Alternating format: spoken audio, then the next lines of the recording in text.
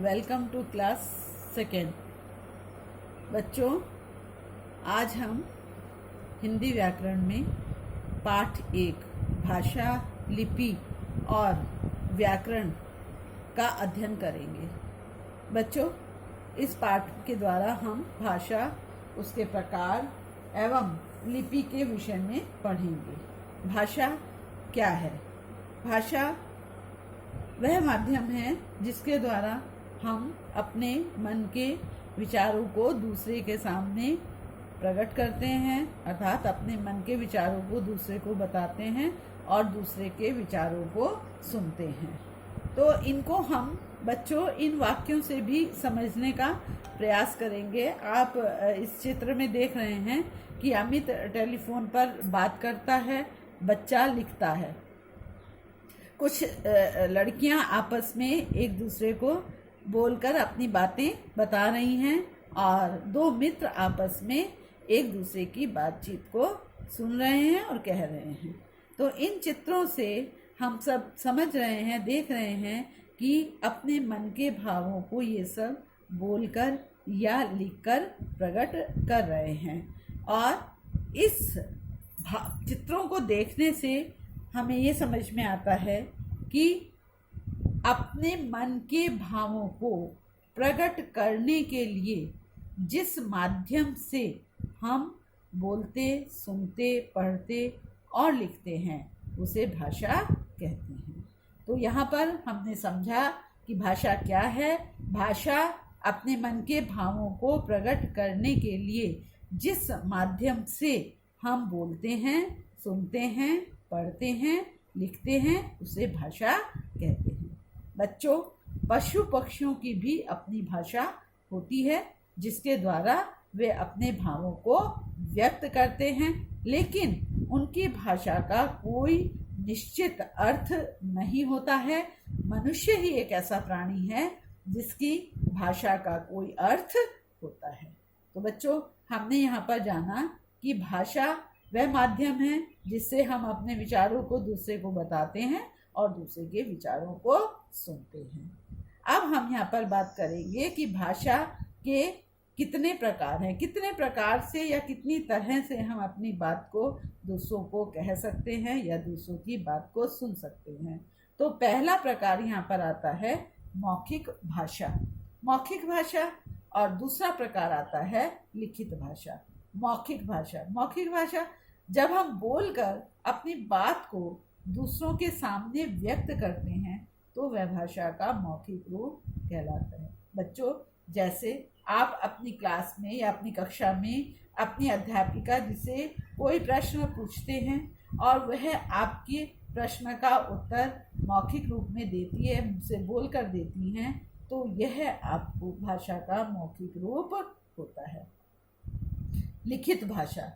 जब हम लिखकर अपनी बात को दूसरों के सामने व्यक्त करते हैं तो बच्चों वह भाषा का लिखित रूप कहलाता है। जैसे आप लोग देखते हैं कि कक्षा में जब ब्लैक बोर्ड पर आपकी अध्यापिका लिखती हैं और आप उन प्रश्नों के अपनी कॉपी पर लिखते हैं तो ये भाषा का लिखित रूप होता है और यह भाषा का स्थायी रूप होता है। लिखित भाषा जो है वो भाषा का स्थायी रूप है। बच्चों, विश्व मतलब संसार में अनेक भाषाएं हैं और हमारे देश में भी हिंदी के अलावा संस्कृत, पंजाबी, बंगला, उर्दू, तमिल, तेलुगु, कन्नड़, असमी आदि भाषाएं अनेक राज्यों में बोली जाती हैं। कभी कभी हम संकेतों या इशारों से अपने भावों और विचारों को दूसरे तक पहुंचाते हैं। ये सांकेतिक भाषा कहलाती है। लेकिन हिंदी व्याकरण में बच्चों सांकेतिक भाषा को भाषा नहीं माना जाता है। तो हमने यहाँ पर समझा कि हम भाषा को दो तरह से व्यक्त कर सकते हैं, मौखिक भाषा के रूप में और लिखित भाषा के रूप में। अब हम आते हैं व्याकरण। व्याकरण क्या है? वह विद्या जिसके उच्चारण से हम शुद्ध बोलना और लिखना सीखते हैं उसे व्याकरण कहते हैं। यहाँ पर हम ये भी कह सकते हैं कि किसी भी भाषा को शुद्ध रूप से बोलना और लिखना हम व्याकरण के द्वारा ही सीखते हैं। लिपि। प्रत्येक भाषा को लिखने के लिए कुछ चिन्हों का प्रयोग किया जाता है और इन्हीं चिन्हों को उस भाषा की लिपि कहते हैं।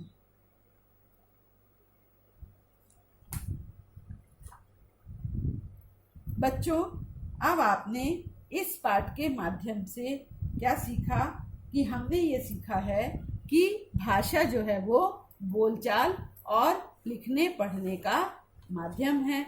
भाषा के द्वारा हम अपनी बात को दूसरों तक पहुंचाते हैं। भाषा के दो भेद होते हैं, मौखिक और लिखित भाषा। भाषा को लिखने के लिए जिन चिन्हों का प्रयोग किया जाता है उन्हें लिपि कहते हैं और व्याकरण जो है वो भाषा को सुंदर बनाता है, सुधारता है, संवारता है और प्रभावशाली बनाता है। तो बच्चों, अब आपने ये जान लिया है कि भाषा क्या है, लिपि क्या है, भाषा के कितने भेद होते हैं और व्याकरण क्या है। अब हम आएंगे अभ्यास कार्य पर। तो पहला अभ्यास कार्य है आपका, भाषा किसे कहते हैं। तो निम्नलिखित प्रश्नों के उत्तर दीजिए। बच्चों, ये आपको क्लास वर्क कॉपी पर करना है और ये प्रश्न दिए गए हैं। पहला प्रश्न है, भाषा किसे कहते हैं। तो इसका उत्तर होगा, अपने मन के भावों को प्रकट करने के लिए जिस माध्यम से हम बोलते, सुनते, पढ़ते और लिखते हैं उसे भाषा कहते हैं। प्रश्न नंबर 2, भाषा के कितने भेद होते हैं। उत्तर होगा, भाषा के 2 भेद होते हैं, मौखिक भाषा, लिखित भाषा। प्रश्न नंबर 3, लिपि किसे कहते हैं। इसका उत्तर होगा, भाषा को लिखने के लिए जिन चिन्हों का प्रयोग किया जाता है उन्हें लिपि कहते हैं। प्रश्न नंबर 4 है, व्याकरण किसे कहते हैं। जिस विद्या के द्वारा हम किसी भाषा को शुद्ध बोलना व लिखना सीखते हैं उसे व्याकरण कहते हैं। तो बच्चों, ये प्रश्न उत्तर आपको अपनी क्लास पर कॉपी पर करने हैं। इसके बाद अगला अभ्यास है आपका, रिक्त स्थानों की पूर्ति कीजिए।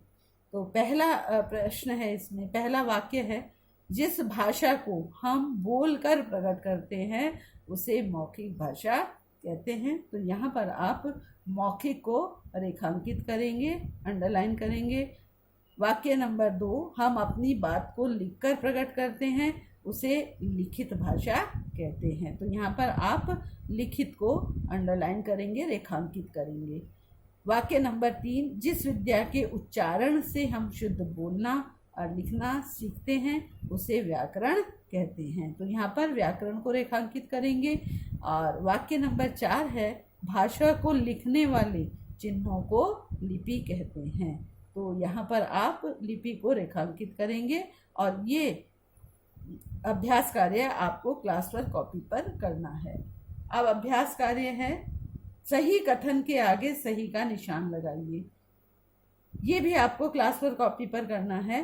भाषा के 2 रूप होते हैं, यहाँ पर 3 विकल्प दिए गए हैं और 3 विकल्प में आपको एक सही विकल्प छांटना है। तो प्रश्न है, भाषा के रूप होते हैं 3, 2 या 4। तो यहाँ पर आप 2 को सही का निशान लगाएंगे, 2 पर। खा, अपनी बात को बोलकर प्रकट करना भाषा कहलाती है, लिखित भाषा कहलाती है या सांकेतिक भाषा कहलाती है या मौखिक भाषा कहलाती है। तो बच्चों, यहाँ पर आप करेंगे मौखिक भाषा। और जिस विद्या के उच्चारण से हम शुद्ध बोलना व लिखना सीखते हैं उसे व्याकरण कहते हैं, सांकेतिक भाषा कहते हैं या लिपि कहते हैं, तो उसे व्याकरण कहते हैं। तो यहाँ पर व्याकरण को आप सही का निशान लगाएंगे। हम अपनी बात को लिखकर प्रकट करते हैं तो उसे कहते हैं लिखित भाषा, सांकेतिक भाषा या मौखिक भाषा।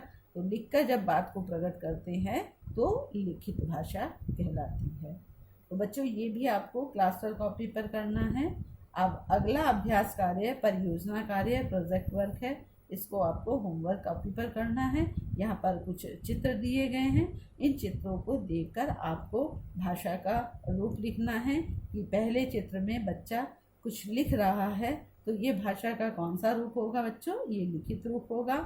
दूसरे चित्र में आप देख रहे हैं कि व्यक्ति एक अखबार पढ़ रहे हैं, तो आप इसको कौन सा रूप बताएंगे, मौखिक रूप होगा। और ये 2 बच्चे आपस में बात कर रहे हैं इस चित्र में, तो ये मौखिक रूप होगा भाषा का। और यहाँ पर एक लड़की अपनी बात को कह रही है, तो ये भी भाषा का मौखिक रूप होगा। तो ये आपको होमवर्क कॉपी पर करना है। और इसके साथ ही साथ एक एक्सरसाइज अभ्यास कार्य और है आपका, ये भी आपको होमवर्क कॉपी पर करना है। इसमें चित्र दिए गए हैं और इन चित्रों को देखकर आपको भाषा का से मिलान करना है कि मौखिक भाषा है कि लिखित भाषा है या फिर सांकेतिक भाषा है। तो ये भी आपको होमवर्क कॉपी पर करना है। और इसके साथ ही साथ आपको भाषा, लिपि, व्याकरण इन सब की परिभाषा भी याद करनी है। धन्यवाद।